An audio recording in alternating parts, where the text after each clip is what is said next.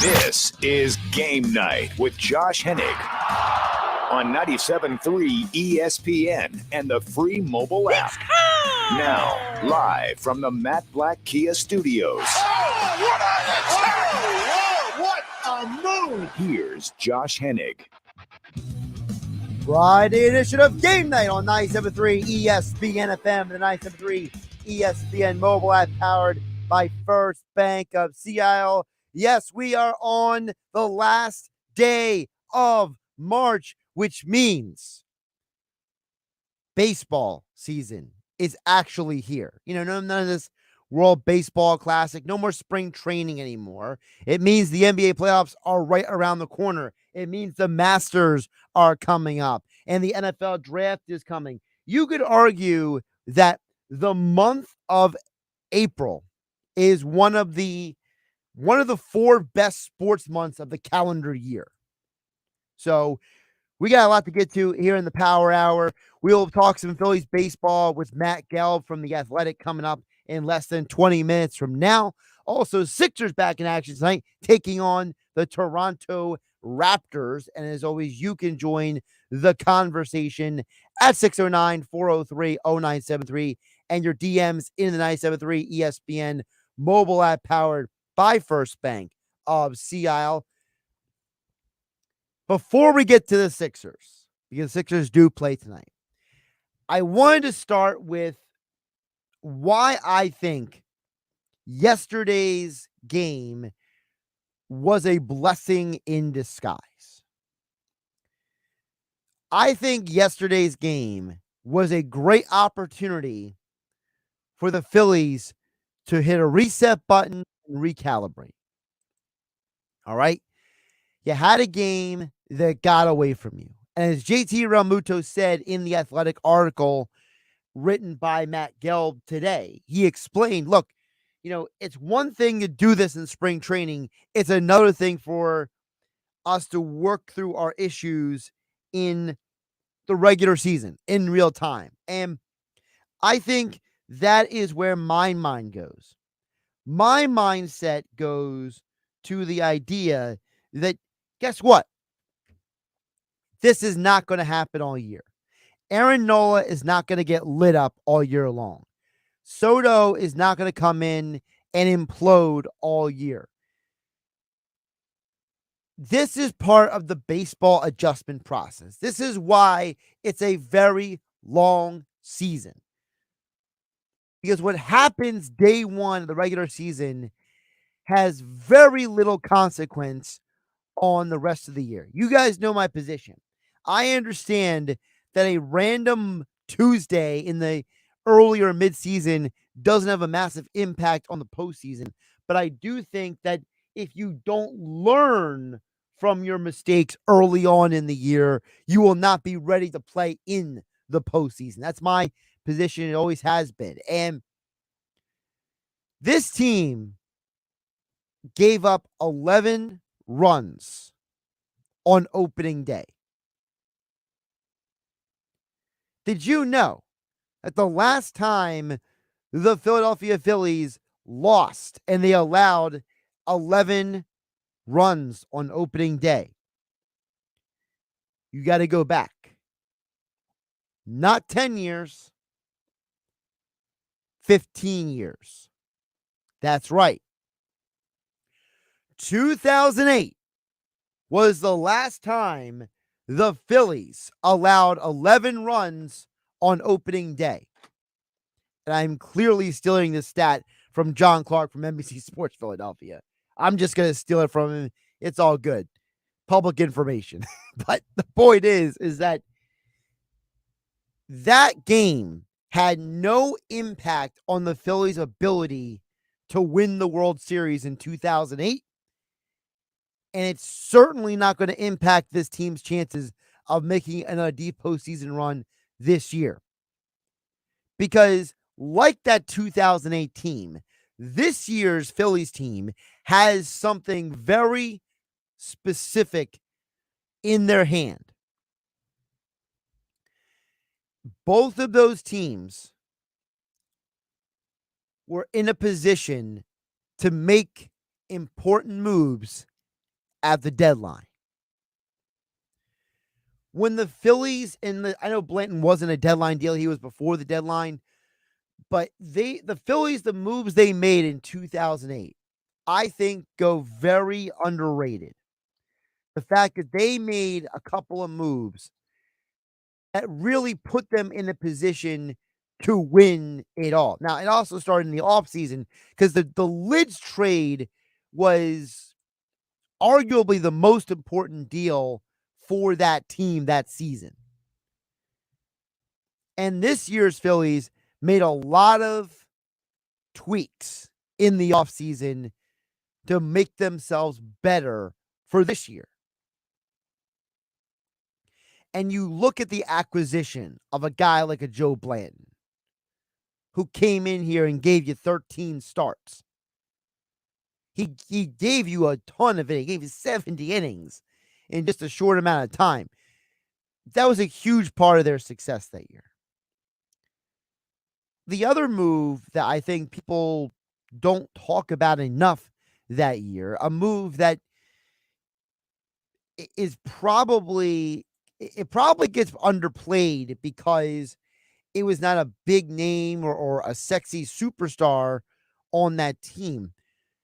But I always felt like the other move that happened that year that was very important was the acquisition of Scott Air, because Air came in to the Phillies and really helped give some much needed depth to a bullpen that, let's be realistic, if you go through that season, you realize that bullpen got used a lot. And Air, they got him on the cheap because he wasn't having a good year with the Cubs. Comes to the Phillies, completely different pitcher. 188 ERA. 14 important innings over 2 months before they got to the postseason. And then when you got to the postseason, that's when the whole team felt like it hit a switch. Oh, yeah, flipped the switch, I should say. It felt like the whole team kind of found themselves, and Air and Blanton were both contributors to that team getting to the World Series and winning it all. So I am not going to be discouraged by one game, because if the 2008 Phillies can lose and allow 11 runs on opening day, why can this team be any different? I see this as a blessing in disguise. Lose the first game, have your problems, learn from it, get your problems out of the way early in the year. That way, you could be like last year. You pick up the reins in June, July, and August and September, and you run into the postseason full steam ahead. And don't forget, you're going to have Harper back before the All-Star break, potentially for the full month of June, depending on how his rehab goes. You are going to get Ranger Suarez back in a few weeks, potentially. It's not like the team that you see on the field yesterday is going to be on the field in July, August, and September. And to even encapsulate that, the Phillies have brought in Christian Pache, and they already sent Dalton Guthrie down. The dude literally wasn't on the opening day roster, but he's on the roster tomorrow. So talk about a literal change in the short term. And listen, I'm not saying Christian Pache is going to come in here and, hit, 15 home runs over the course of 90 games. He's not that kind of guy. But he is a guy who might be a key contributor. He may have a hit or a big defensive play at some point that's going to matter for this team. So I'm not going to be discouraged by yesterday's loss. I am not going to look at that as a negative. I'm going to look at it as a positive because it's a long baseball season, and ultimately the best teams learn from their mistakes. Josh Hennig here on Game Night 97.3 ESPN FM and 97.3 ESPN mobile app, powered by First Bank of Seattle. Of course, the Sixers are back in action tonight on 97.3 ESPN FM. You look at what the Sixers are doing right now. They have a small window to ramp up for the postseason. And tonight is going to be the start of a stretch where they will only play Eastern Conference teams for the rest of the season. And as I told you guys before, it's always good to have that conference record in your back pocket. Because if you have a situation where you got to deal with tiebreakers for whatever reason, and the head-to-head record gets thrown out the window, right now the Sixers have 30 wins in conference, Celtics have 31, Bucks have 32, Cavs have 31. So we're back in conference tonight. They got Milwaukee on Sunday. They got Boston next Tuesday and the Heat on next Thursday. And then they finish the season on a road trip. So tonight's going to be an interesting opportunity to find out how hard is this team pushing to the end of the year. Because if you lose a game in the Western Conference, it's not the end of the world. We all know how this works in the sport. You can lose games in the Western Conference as long as your Eastern Conference, your main conference record is in good working order, you're fine. This year, you look at the Sixers and how they have played against some of their conference opponents. The Celtics are the only team that they're going to have a losing record against no matter what. But this is a team that you look at what they did already this year, against a team like Miami. You only have 3 games with Miami, so you're splitting 1-1. You have a chance to win that season series. So how hard do you go at it next Thursday? Milwaukee, you have right now a 2-1 lead in the series. If you split that now, if you lose on Sunday, that conference record comes into play. So those are 2 teams right there that this is going to be an interesting next several days. Because you look at who they are in the Eastern Conference. The New York Knicks split the series 2-2. You could have splitting the series with the Bucks 2-2. So these are some little examples of why these final games matter. Do not discount them as just the Sixers load managing to the postseason.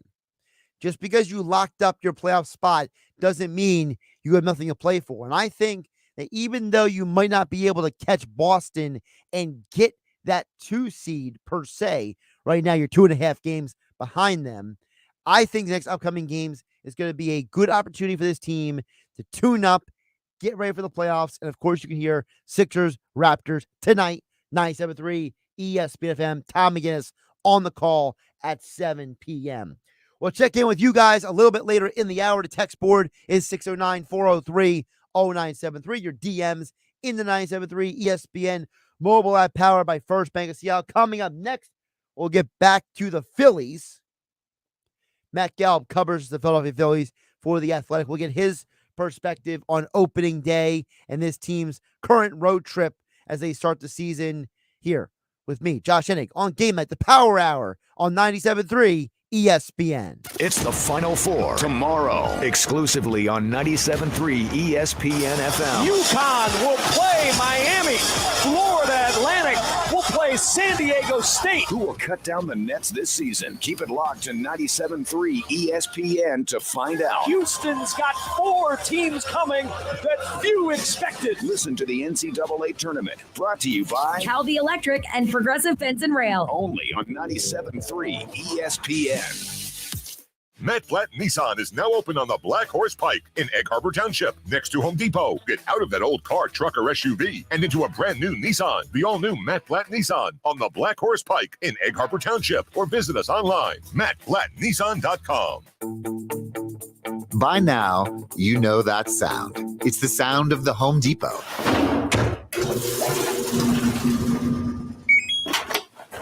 But what about those sounds? Those are the sounds of your spring cleaning with a new laundry set featuring large capacity and innovations to make laundry day quicker and more efficient, making this the sound of savings on top brand appliances. Bring on spring with savings on select laundry appliances in-store and online at the Home Depot. How doers get more done. Finding great candidates to hire can be like, well, trying to find a needle in a haystack, but not with ZipRecruiter. Its powerful technology actively finds and invites qualified candidates to apply to your job. So while other companies might deliver a lot of hay, ZipRecruiter finds you the needle in the haystack. See why 4 out of 5 employers who post a job on ZipRecruiter get a quality candidate within the first day. Try ZipRecruiter for free at ZipRecruiter.com/free. That's ZipRecruiter.com/free. Progressive presents Adjusting to the Suburbs. I never thought I'd care about gardening until I bought a house in the suburbs. But now I find myself in conversations about liquid fertilizer, and I wonder, am I the fertilizer guy now? No way. Everyone knows the ratio between phosphorus and nitrogen, right? Yeah, I'm still totally cool. Anyway, when you save with Progressive by bundling your home and auto, that's the easy part of adjusting to the suburbs. Progressive Casualty Insurance Company, coverage provided and serviced by affiliates and third-party insurers. The Dell Technologies semi-annual sale starts now with limited quantity deals on select performance PCs powered by 12th Gen Intel Core processors. Save on select Vostro laptops with built-in security features and select Latitude laptops with enhanced privacy, collaboration, and connectivity. Save on select essential accessories plus free shipping and special financing with Dell Business Credit. Call a Dell Technologies advisor at 877-ASK-DELL. That's 877-ASK-DELL. Cashback is not available on gas in New Jersey and Wisconsin. Susan, it's so great to finally be able to get together again. Oh, it sure is. And I really appreciate you picking up the bill. I'm happy to. I've got the extra cash. Since we've all been driving so much more again, I've been using Upside, the free app that pays you cash back for every gallon of gas you buy. Wait a minute. Are you saying you actually get paid cash when you buy gas with the Upside app? Yes, I get real cash back just for buying the gas I was going to buy anyway. But is it a hassle to use? No, it's super fast and easy, and I can cash out whenever I want. That's a total no-brainer. I'm downloading the free Upside app now. Download the free Upside app now to earn real cash back every time you buy gas. Use promo code TIME for an extra 25 cents a gallon bonus on your first tank. That's promo code TIME. You can cash out anytime right to your bank account, to PayPal, or an e-gift card for Amazon and other brands. Just download the free Upside app and use promo code TIME for a 25 cents a gallon bonus on your first tank. That's code TIME. What you've heard about probiotics is probably wrong. I eat yogurt, so I don't need to take a probiotic. Probiotics? They don't really work. It's time to learn the truth about probiotics from Align, the probiotic brand recommended by gastroenterologists 2 times more than any other brand. Align has probiotics to naturally help relieve occasional bloating, gas, and abdominal discomfort. Try Align for a month and see how great a healthy gut can feel at AlignProbiotics.com. Homeowners trust Jenkins Plumbing, Heating, and Air Conditioning. Business owners trust Jenkins too for light commercial services. No need to call the drain guy, the heater guy, or the plumbing guy. Call Jenkins. One call does it all. For new heating and air installation, service and maintenance, ductless air conditioning systems, water heaters, boilers, oil service, plumbing, and drain cleaning services. Call now and learn about rebates through the HVAC Energy Efficiency Program, brought to you by South Jersey Gas. Call 609-641-6262 or visit jenkinsandsons.com. You're listening to Game with Josh Hennig on 97.3 ESPN and the free mobile app. Phillies lose on opening day, but it is only game 1 of a season that a lot of Philly fans have been greatly anticipating. As I said earlier, I think there are lessons that can be learned from a loss like yesterday. And the man who was there watching it all, talking to guys like JC Ramuto after the game, check out his coverage of the Phillies in The Athletic. And you can follow him on Twitter at Matt Gelb. Joins us right now on Game Night on 97.3 ESPN. Matt, welcome in. How are you doing today? Pretty good. An off day in Texas, which is weird because the stadium is a dome, but they took the off day today. Yeah, it's I know a lot of people, like, you want to get them back on the field after a loss like yesterday.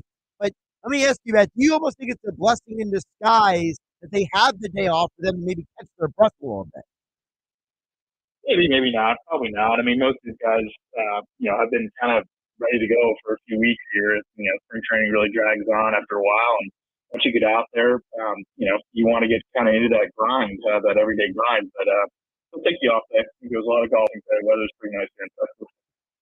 All right, stop bragging. It's not that nice up here in New Jersey. So let's talk about the game yesterday because obviously, there's a lot of things that happened in that game yesterday.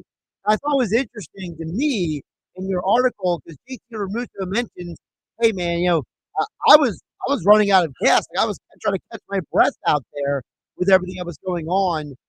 Do you think that this is going to be a learning curve of how long do you think for these guys with the pitching clock? Not long. I do think it'll be a learning curve, though. And I know a lot of people are upset because they look at it as saying, Phillies are using this as an excuse. Both teams are playing with the clock. Every team in baseball is playing with the clock. And yeah, I agree.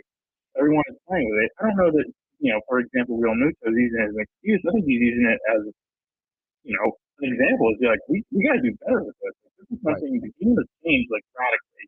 And, there's no denying that. I mean, I think it's one thing to do it in spring training, and a lot of these guys were exposed to it. But as JT said to me, I mean, it's different.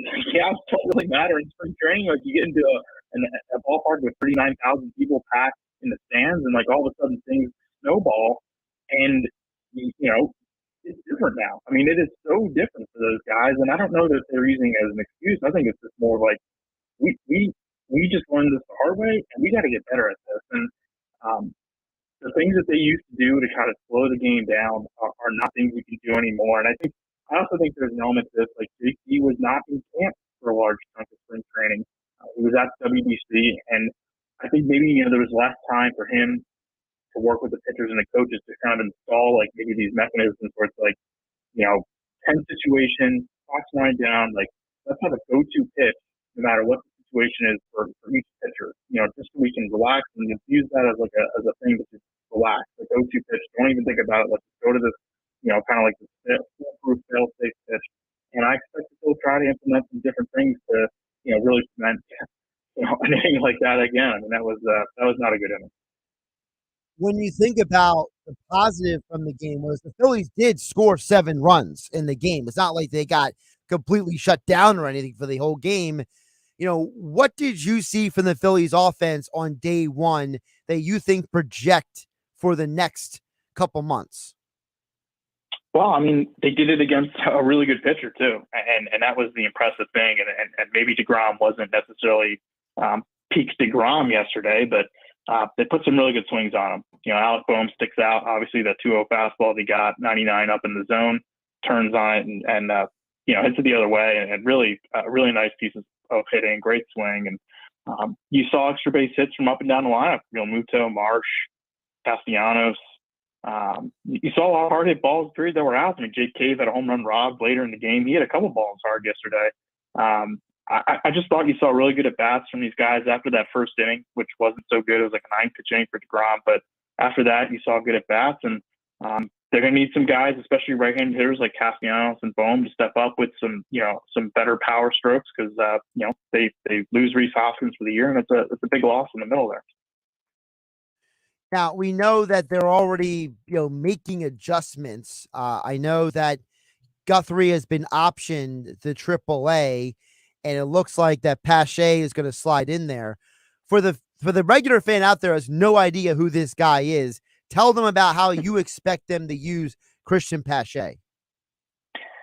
I really don't know how they're going to use him. I'm curious to see. I've asked about it, and I think right now they look. Come on, Matt. I come to you with these questions. Come on, Matt. I know. I've been asking them myself because, look, here's the thing about Christian Pache. He was a huge prospect with the Braves. And he is a plus elite defender in the outfield. Right. And I expect them to use him, I think, mostly as a late inning replacement in the outfield.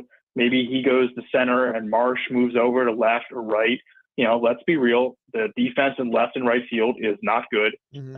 And the thing is, though, they've resisted last year, especially Rob Thompson later in the year. He did not make a lot of late game defensive substitutions. Because he's worried about losing the guy's bats. He was worried about losing Schwarber or Castellanos in the lineup in case he needs them later if the game ends up being tied again. So I don't know. I mean, Pache, it's an understatement to say that he hasn't hit. I mean, like, he hasn't come close to hitting in the big leagues on a consistent basis. And I know he hasn't had a ton of time in the majors, but I mean, it's his numbers are worse, than a lot of pitchers used to hit.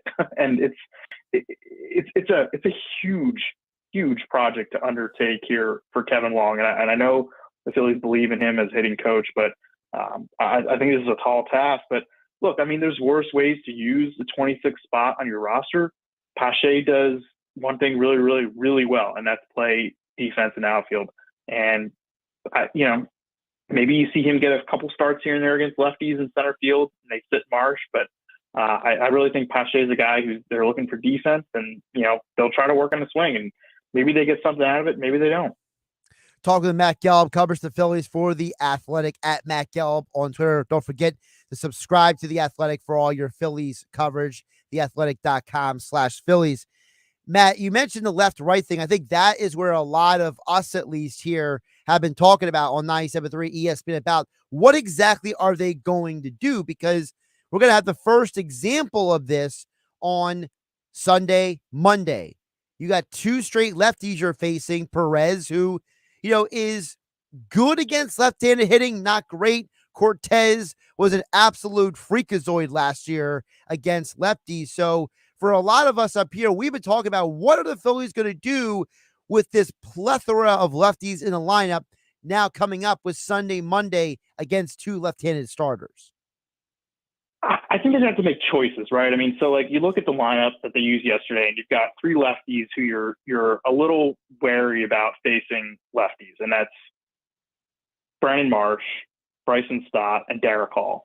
And I think the choice they're going to have to make is that you probably have to play at least one of those guys, maybe even two of those guys against the lefty, but they're going to have to decide one of those guys to sit. And I definitely think that Hall is early on not going to face lefties. So for example, Sunday night, like I would not be surprised if Edmundo Sosa is playing third base and Alec Boehm is playing first base. And they like Sosa, and I think Sosa is going to get quite a bit of playing time here on the infield early in the season, maybe even in left field a little bit at times. But I don't see them using both Sosa and Harrison in the lineup at the same time a lot. Maybe they try that early on in the season just to make sure those guys keep getting at bats. But I don't know. I mean, they're going to have to make some tough choices, but I also think that they need to see, what Marsh and Stott can do against lefties. And it may not be perfect, but like you kind of got to give those guys a shot. And I liked what Marsh did this spring. I think there can be some improvements there. But I don't know. It's hard to imagine that they'll put all three of Sosa, Harrison, and Pache in the lineup on Sunday night. I just think you're sacrificing too much there, but we'll see. Yeah, I was looking at the Baseball Reference numbers, Matt, and like Martin Perez, he was like, he was good, but not great against left-handed hitters last year. Cortez, I mean, his batting average against was like 111 against left-handed hitters last year. So like, to me, I almost wonder if you're the Phillies, Matt, do you look at Martin Perez and say, listen, Bryson, Marsh, we're going to let you get some hacks in against Perez, but we'll take you out of the lineup on Monday. That way we get 1 out of 2 days seeing you guys against the lefty. I think you're onto something. When you think about Thompson, though, how often do you think he wants to mess with this lineup? Because, last year it felt like he was doing something with the lineup. Was he not, in part because of the injuries, not because he was trying to be experimental? Yeah, I mean, he wanted to set lineup really, and he stuck with one for most of the time. Obviously, like once Harper went down, I mean, they had to make some tweaks. But I mean, Derek Hall came up and he, pretty much batted cleanup against a right-handed pitcher just about every single time. And I think Thompson will want consistency in his lineup construction, but I also think they have to be realistic about this. And with Hoskins going down and without Harper being in your lineup for the first few months, you got to mix and match. And the onus does fall to Thompson to find that right mix on a daily basis. And it's not always so much like, oh, there's a lefty on a mound, there's a righty on a mound. It depends on sort of the type of lefty. You referenced it. There's Perez is more kind of an even split guy. Cortez, for example, much tougher against lefties. So you're making decisions not just based on the handedness. You have to look at, how your lefty hitters do against certain pitches from lefties, and do those pitchers throw those pitches, et cetera. So there's more to it there's more that goes into it than just simple, platoon splits. But I do think there's going to be a lot of mixing and matching early on here, just out of necessity, and they're not going to move. Certain guys are not going to move around. Like Turner is, bad in leadoff. He's at the top. And Schwarber is probably going to be bad in second. He'll be either playing left field or DH. And JT, he's going to bat third and he's going to catch. And after that, there's going to be some mixing and matching. But I really think they want to, try to keep as much consistency as they can, because players like that. Speaking of lefties, we saw Matt Strahm come into the game yesterday, and he's projected to start on Tuesday. So how do you interpret that, what they're going to do with Strahm? Because I know a lot of people are wondering how this team is going to fill the void that they hoped would be Ranger Suarez there. Yeah, they just want to get Strahm some work. He'll still start on Tuesday. If he wouldn't have pitched yesterday, he would have got about 8 or 9 days, I think, between appearances. And they just wanted to make sure that he got a little work in. And he ended up doing it at the end of a game that was a blowout. But Strahm will start Tuesday, that second game against the Yankees. And it's going to be kind of a work in progress, like kind of a patchwork thing here. I mean, I don't think he's going to go more than 3 or 4 innings in that first start. They like him because he can do a lot of different things. He's willing to do different things. He throws a bunch of pitches. He's not your traditional reliever who only has 2 or 2.5, 3 pitches that he uses. He's got 5 or 6 different pitches he likes. Kind of an even splits guy. So they'll give him a shot here. I do think it's going to be a little bit before we see Ranger Suarez. He's reported really good progress in his throwing sessions, but he hasn't gone back up on a mound yet. And, even Dave Dombrowski kind of hedged a little bit on opening day. He says it's not going to be 2 weeks. It's going to be more than that. So I think you're looking at best case scenario, sort of like late April for Suarez. So Strahm's going to need to make a few turns here. So if Ranger is not till, like, say, late April, early May, just to push it down the road, I'm asking because Bailey Falter's the other lefty, and, he's a streaky guy. He's a guy that he goes through these stretches where he's pretty darn good, and other stretches where it's like really ugly at times.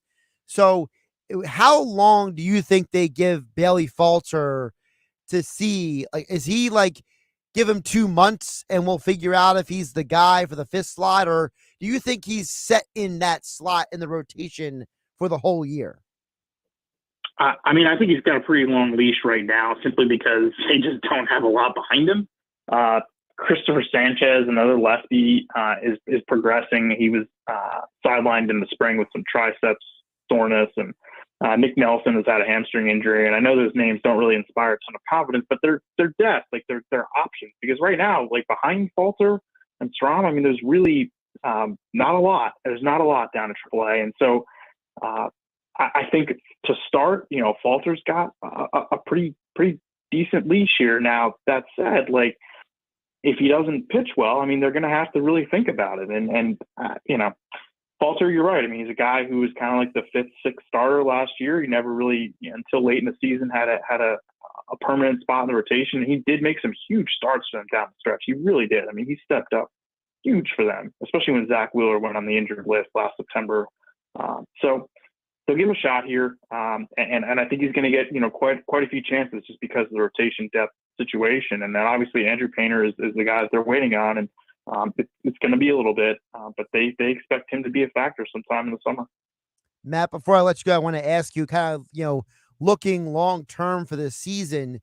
It's a long year, but last year they fired Girardi, Thompson took over, and they started surging, and then they made little tweaks at the deadline for the roster. Is there a position or positions that you're keeping an eye on for the next 2 months that you say, hey, if things don't go well with this player or this position group, I can guarantee you Dombrowski is going to make a move after 2.5 months?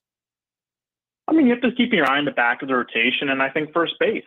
I think they've kind of left the door open here to adding. And look at the track record of Dombrowski. If he needs to go out and get something, ownership will generally, go along with that idea if Dombrowski thinks that that's a need. So I would be looking at those 2 areas.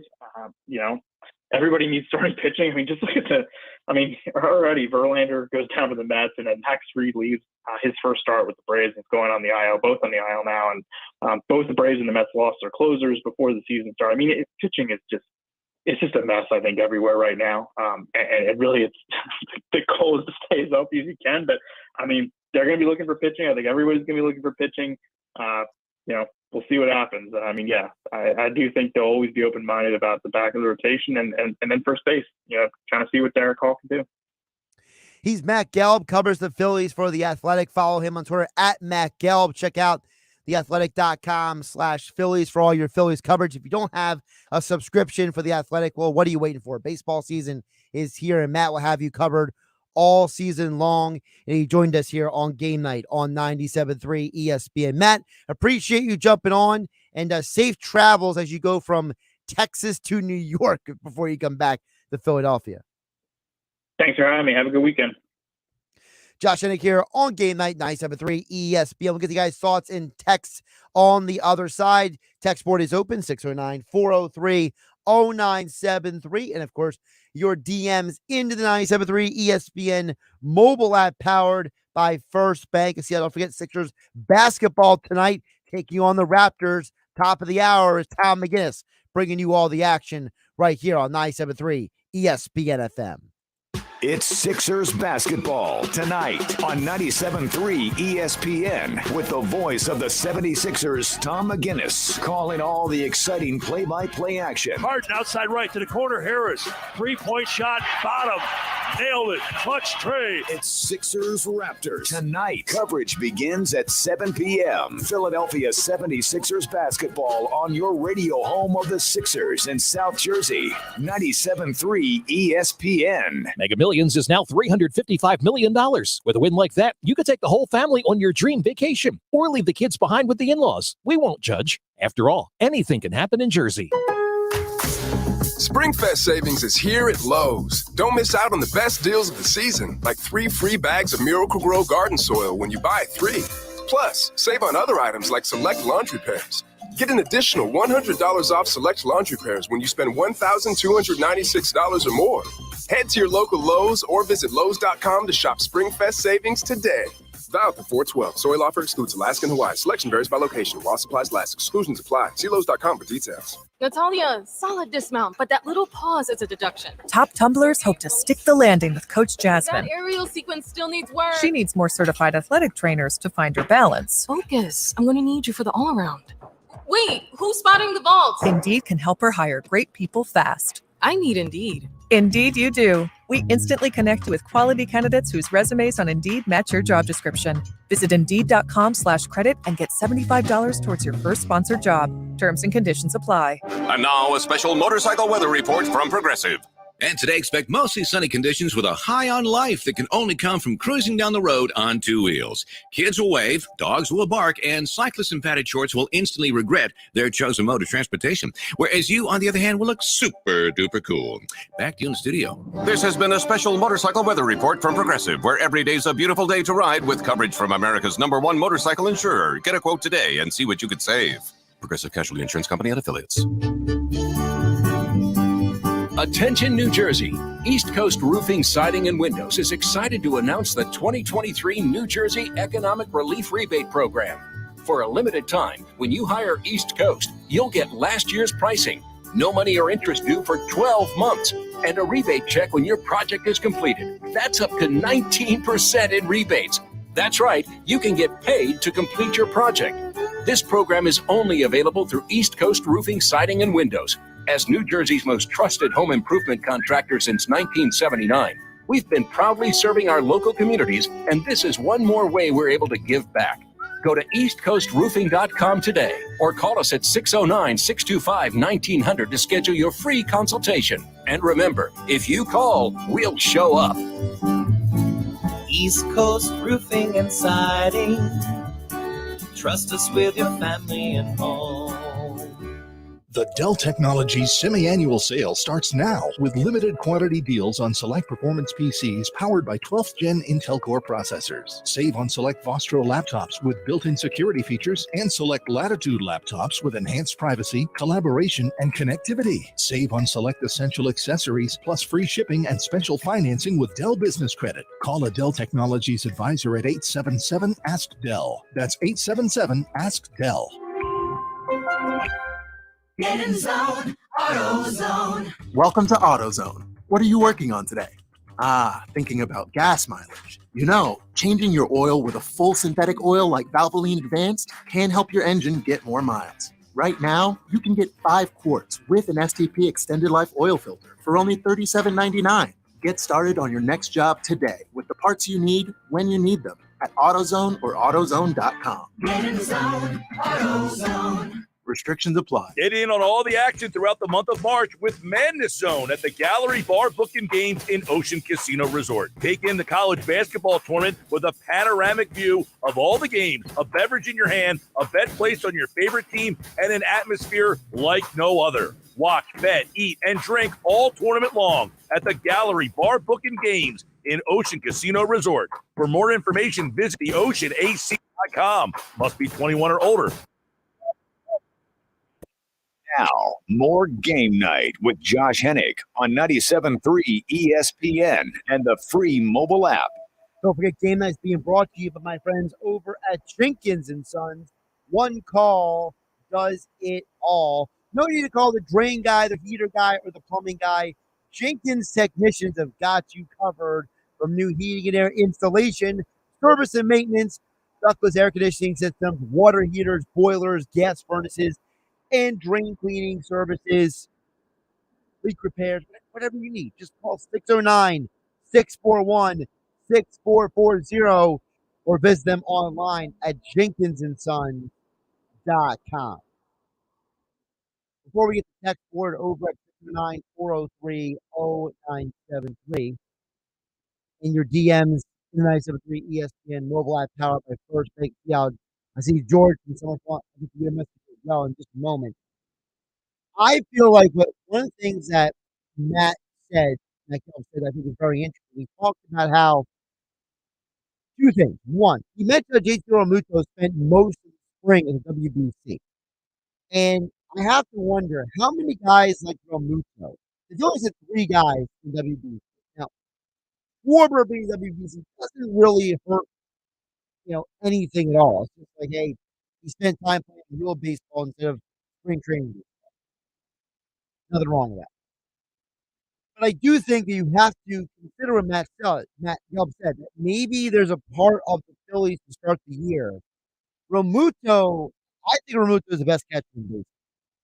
So if you're the best catcher in baseball and you are that important to your team, their pitching staff, their defense, all the aspects of the game, how long is it going to take Realmuto to get up to speed and back in rhythm with his guys and not somebody else's guys?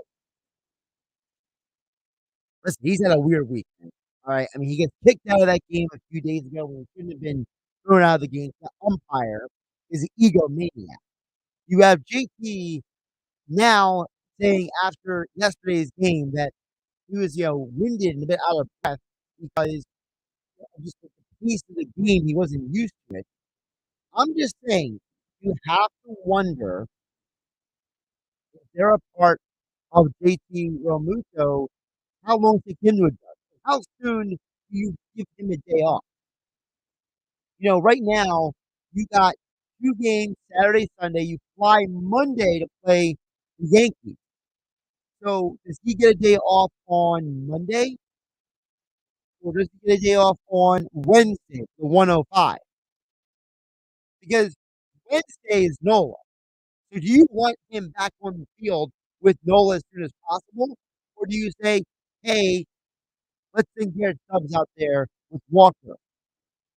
I mean, it's questions. I don't have an answer. So I'm curious to see how they manage Realmuto early on. The other side of the thing that Matt said is that you look at Bailey Falter, he's got a long rope because you don't have anybody coming in to back him up. You don't have somebody that can just go to immediately and say, all right, this guy can come in here and be our starter if falters, to use the pun. Well, you look at what he did last year. As I said, he was a hot and cold guy last year. There were starts that he had, and he looked really good, right? I think specifically of, he had the game on September 30th last year against the Nats. He gave up no runs in 6 innings. He had 6 strikeouts. The problem is, the start before, he gave up 6 runs against the Braves in 3 2/3, and also had 6 strikeouts. So that's just one example of how Walter is a guy that from game to game, you're not always fully sure what you're getting. And if you go back even further, he had a stretch in the month of August where he did pretty good. He had 3 straight starts with 6 innings pitched. And in all of those starts, he never gave up more than 3 runs. He gave up 3 runs in one start. The rest of them just 1 run, 1 run. So for the month of August, he was great. Can Bailey Falter become a more consistent pitcher? That'll be key for the Phillies going down the stretch. And maybe they do have to trade for a guy at the deadline. Again, something to think about looking ahead. All right, let's get over to the text board, 609-403-0973. George from Summers Point chimes in, hey, Josh, since it's so difficult for a team to repeat after making it to the World Series, where do you realistically see the Phillies finishing this year? I think the Phillies are the number 2 team in the NL East. I think the Mets have a lot of injury problems right now between Verlander and Edwin Diaz. And I just feel like that, I said it the other day. If they would have found a way to get Carlos Correa, I'd feel differently about the Mets right now. I feel like they'd have the offense to work around some of their issues.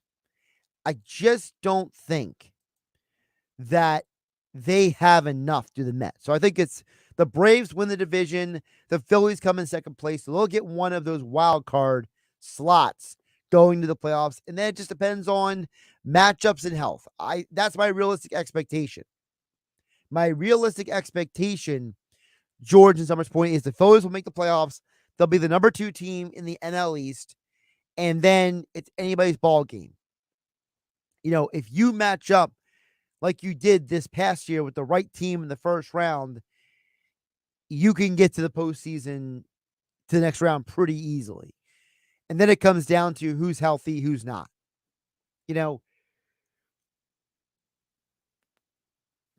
Excuse me. A lot of us are looking at Harper's return.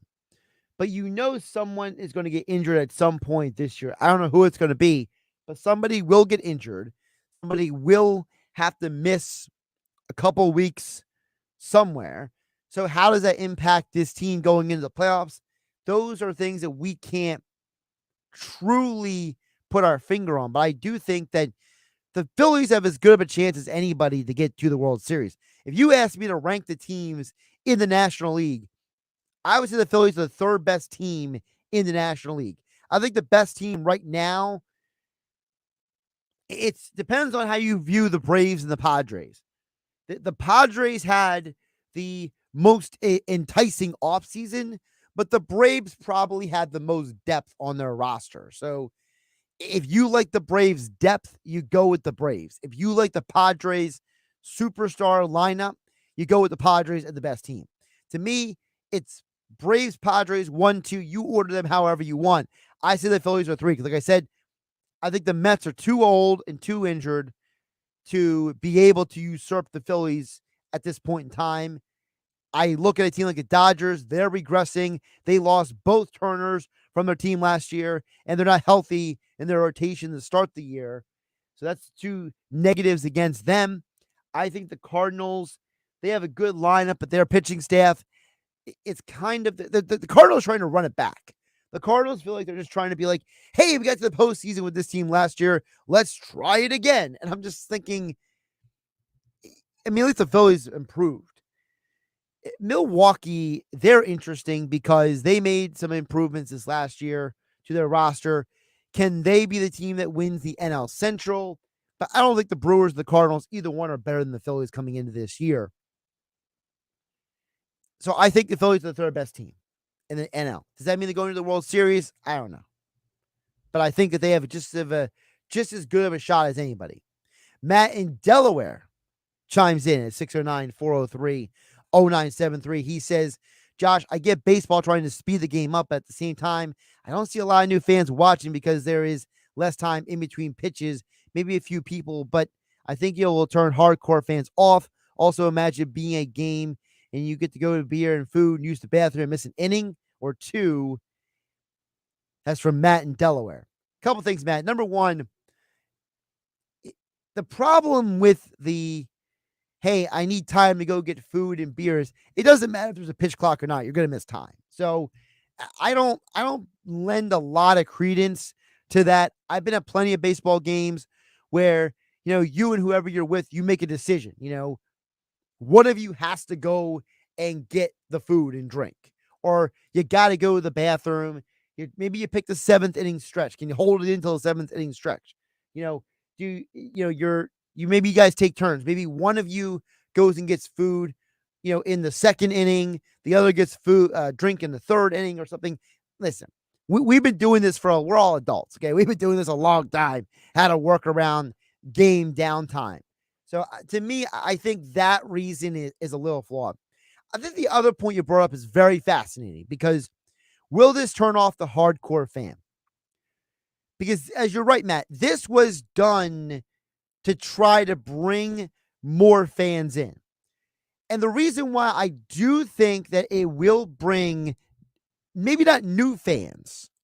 Like, I don't think you're bringing in, Matt in Delaware, person who doesn't watch baseball ever into the conversation. What I think this does is it brings back the casual to intermediate fan. The casual to intermediate fan who you see them out and about, when you're out and about in different places this summer, let's say you're the person who goes down the sea aisle and you're walking up and down the boardwalk and you see a person wearing a Phillies shirt, wearing a Phillies hat. And you go up to them and you say, hey man, go Phils. And they say, hey, go Phils. And then you talk to them and you realize during conversation, they barely watched the team this year. And you ask them why, like, the game is long and it's boring. And I'll just catch the highlights later, or I get the update on my phone. Or that's the person that baseball is trying to bring back. The person who feels like that they are ball and chained to a baseball game and they can't live their lives. They want to go out for the summer. They want to go to the beach. They want to go out and have a good time. They want to go out to a local brewery. They want to go do something with their significant other. They want to go for a day trip. They want to take their kids out to do something. The kids are driving them nuts, right? They want to live their lives, but they feel like baseball is holding them back if they sit down and watch a game. Whereas now, if you can tell that casual to intermediate fan that, hey, I can promise you that almost every game will be done in 3 hours or less. Now, baseball becomes the other sports. Okay, what is basketball? Basketball is usually a 2-hour and 40-minute affair, right? No more than 3 hours. Same thing with hockey. The NFL. An NFL game is usually a 3-hour commitment. Now you're putting baseball in that same category, and now you're giving those fans who want their sports to be in a certain time frame. This is for them. To me, I feel like the people who don't like baseball and never watch baseball are like people who don't like soccer, don't watch soccer. They have their reasons. You'll never get them. It's about bringing the casual to intermediate fan back to the ballpark. Sixers, Raptors, next on 97.3 ESPN. Saturday morning in the locker room with Billy Schwein. Mike Carlin is back in the studio.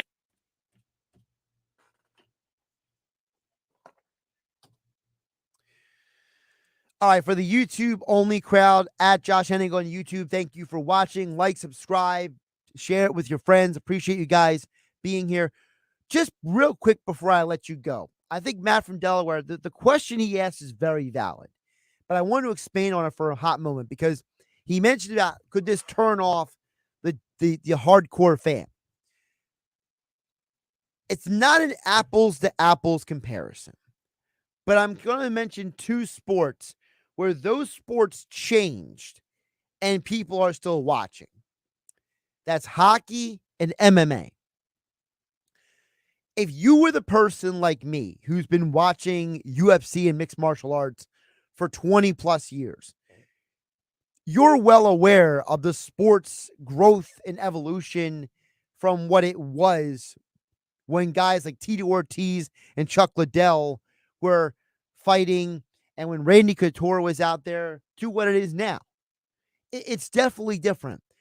Does the hardcore MMA fan not watch UFC fights anymore? No, you're still watching, you're still invested, but you understand that because of certain rule changes and because of the growth and the priority of the sport is at the end of the day, it is a business.